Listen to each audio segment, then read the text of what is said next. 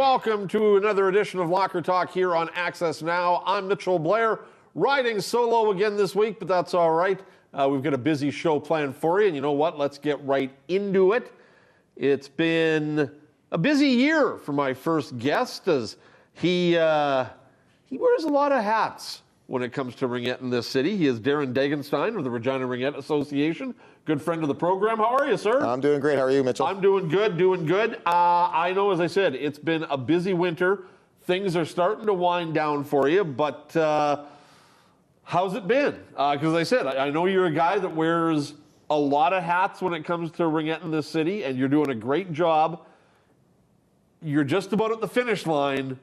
How good of a year has it been? Yeah, it's been awesome. So we set a new record for the number of kids registered. So that's a great feeling. Second half, so we do allow registrations for the second half of the season that are learning to play. That's what's put us over the edge. So 515 kids, so under the age of 19, registered with Regina Ringette, which is a new all-time record. So that's been awesome. We got a few more travel teams doing some travel in the spring. It's nice to see that. It's a program we started a few years ago when with the Regina Ice went to Europe to play. And we want to make that a more recurring thing, help retain girls in the sports. I mean, retaining girls in sports is awesome. They tend to drop out 3 to 4 times the rate as boys in team sports, and yet like 90% of female executives and CEOs attribute their success to being in team sports. So retaining them. Really, that number surprises me. Yeah. Okay. Well, yeah, good. that's according to women in sports. So sports for girls actually has a tremendous impact in the career. Yes. Yeah. And there's no better sport than ringette for retaining them, and having some travel programs helps with that. Now, you said 550 kids. 515, yeah. 515, okay. Yeah. That's great, especially when you consider women's hockey is on the rise as well. So it tells you there are a lot of young ladies out there that are on the ice, whether it be playing hockey or ringette, and that's not a bad problem to have. Yeah, when I looked up Hockey Regina's numbers, I think they had 430 female youth playing. So I always say that because it's like more girls playing ringette than hockey. But as long as a kid finds the right sport, that's what we want, right? Nope, so that's fine. Yeah. Provincial championships were held recently. How did Regina teams do? Well, very well. So across most divisions, so going to the National Ringette Championships, the Canadian Ringette Championships, it's the Regina Bandits, U19AA Bandits. We're representing Team Saskatchewan. The Regina Ripped for U19A will be representing Saskatchewan for the Western Canadian Ringette Championships. The Westerns are in Langley, Nationals are in Ottawa. The U14AA Buffalo Plains Rush, which is a mix of Regina kids and the Buffalo Plains Ringette Association. They'll be Team Saskatchewan at the Western Canadian Ringette Championships. And then locally, the team I manage, the Buffalo Plains Blitz, they took the 19B gold.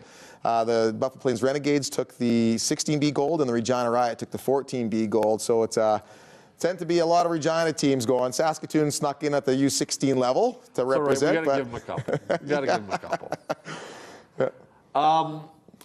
You're involved with a couple of traveling teams as well, and you have been for a while.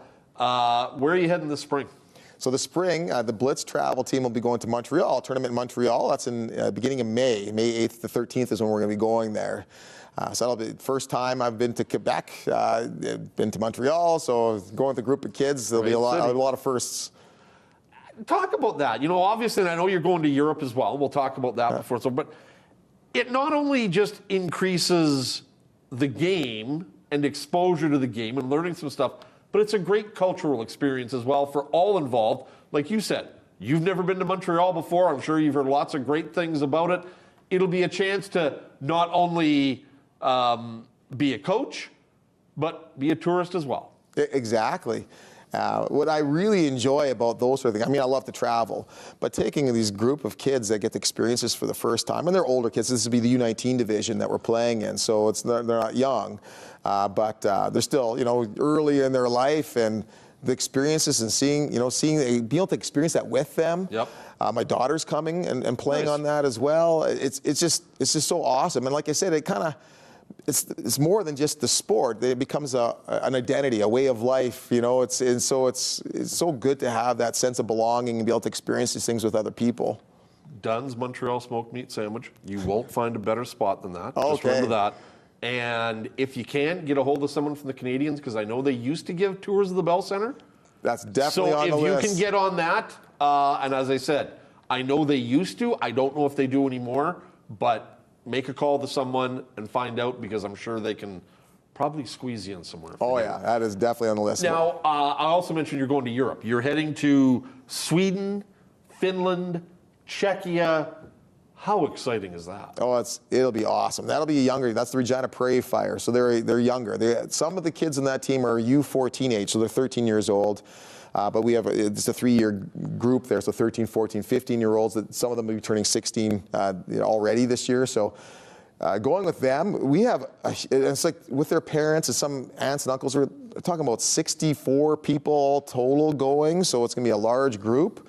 And get to see some ringette in Czechia and in Sweden, the exhibition games. But the Lions Cup tournament in Helsinki, that'll be a very competitive tournament. And Finland is still sort of the creme de la creme of ringette across the world, aren't they? They're very, very good. Yeah, they don't have the numbers that Canada has for ringette players, but boy, they are darn good at it. So it'll be a tough competition. It'll be a learning experience for you as well, but something that you hope will pay dividends for the girls down the road. Yeah. In fact, you might have a chance. I'm a co-chair. I didn't mention this, but I'm the co-chair for the World Ringette 2027 Championships bid to come to Regina. We've never hosted befed. So if they do come, I'll need you to come and check out a game at the Brand Center with Team Canada. Absolutely. Yeah. More than happy to. In fact, if you need any help with that, let me know. Regina recently hosted a Western Hub for the National Ringette League. What exactly is that? Yeah, so the way the National Ringette League works is they have Western hubs and Eastern hubs. So the Western teams tend to stay in Western Canada until the Canadian Ringette Championships. That's when they have the big finale. And so every team gets to host it once. And since Saskatchewan has the Saskatchewan Heat, that means we share with Saskatoon. So every other year we get to host in Regina. The Saskatchewan Heat's only been in the NRL. The NRL's been around for 20 years. The Saskatchewan Heat's been around for 4. This is their 4th season. So this is only the 2nd time ever we got to host it. And what that looks like is we have teams from Western Canada. So the BC Thunder, in this case was the BC Thunder, the Calgary Wrath, the Manitoba Herd, and the Saskatchewan Heat played 7 games over that weekend. And so that's how they get all the regular season games in, is every team goes to another city. Calgary has the Calgary Wrath. Edmonton has 2 teams, and so they host it twice. And because they have 2 teams locally, they didn't come to our hub. There's a new team being added to the National Ringette League next season, too. It's the Rocky Mountain something. I can't remember the name now, but that'll be just outside of Calgary as well. So they'll be forward. Yeah. Probably, yeah. Yeah. So it'll be, So they played their 4 games. Saskatchewan Heat played 4 games out of those 7 games that we had here. And they did pretty well. I expect that the one game that they played against the Manitoba Herd was probably the largest victory they've had. I think they won 10-5. So it was a pretty nice game to have the local crowd cheer them on. We actually did the live streaming to Ringette Canada's YouTube channel. So we got to do the play-by-play and the color commentary and all that stuff. I saw you talking about that on Facebook. Yeah. League Championship weekend coming up at the end of the month. Just give me some details on that. How many teams, how many players taking part? Yeah, so it'll be all the teams from the Fundamentals 3 division. They won't have a gold medal for Fundamentals 3. That's the U10 age players, but they have their finales that weekend, and then the U12B gold, the U14B gold, the U16B, U19B, and then the 18 plus adult A, B, and C golds are all weekend long, mostly all at the Cooperators Rink 6, which is kind of exciting because we don't get into Rink 6 that often. So now having it for our championship weekend, it'll be awesome. Okay, Rink 6, because I'm just know when I go there what rink I'm going to. I don't look at the number. Is that the main rink, like where the Cougars play, where the Rebels play? Exactly. Okay. It's the one rink at the Cooperator Center that has permanent seating. Perfect. Okay, that tells me my answer then. So those, because I'm sure there's a lot of people out there like me. It's like Rink 6.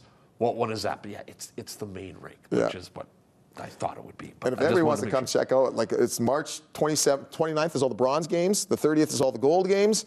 Open to the public. Come and check it out. It's awesome. And rumor has it that Access Now viewers are going to be able to check out action for themselves. That's right. They're going to have Access Now come on the Sunday, the gold medal game, and televise as many games as Patrick is willing to do. So, are you going to be the Chris Cuthbert of that event? I am planning to, yes. That's good. All right.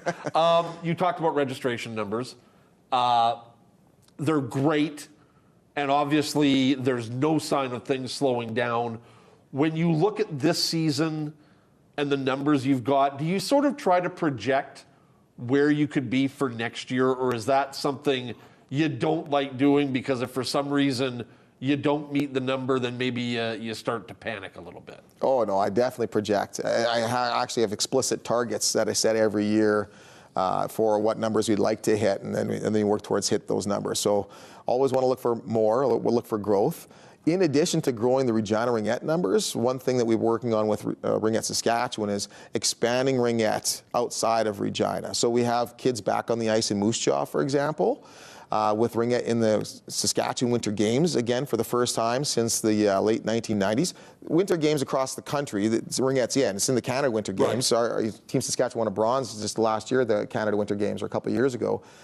But getting it back in Saskatchewan, it's like Saskatchewan's catching up now. So that is a catalyst to get Ringette back into communities. And the benefit to communities outside of Regina, where they have Ringette teams, is, well, now your arena is being used for more than just hockey. You know, you're bringing in a whole new group of people into your community.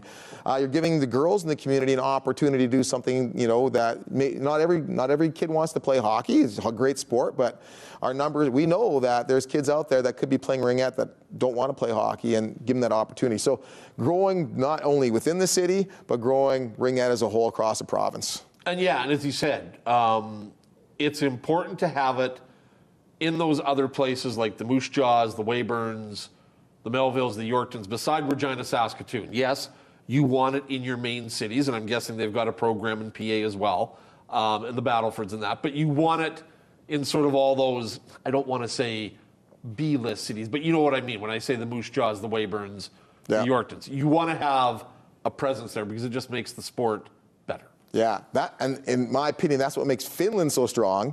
When I went to Finland before, Helsinki only had, like in the U16 age group, they had one team. And you think they'd have a ton of teams because that's the biggest city. Yeah. But the way Finland works is that every community has a Ringette association. Okay. And so they don't have the numbers, but they have the program. And I see Saskatchewan following that same kind of thing. Like communities are so good at sports, right? Like you go outside the city and they have their local ice. Let's go down to the rink. It's a hangout place. So much fun. That's how you develop, right? So it's Now you talked about what would be the event, 2027. Yes, that'd be the Worlds. Yeah. When would you find out about that? We should find out when.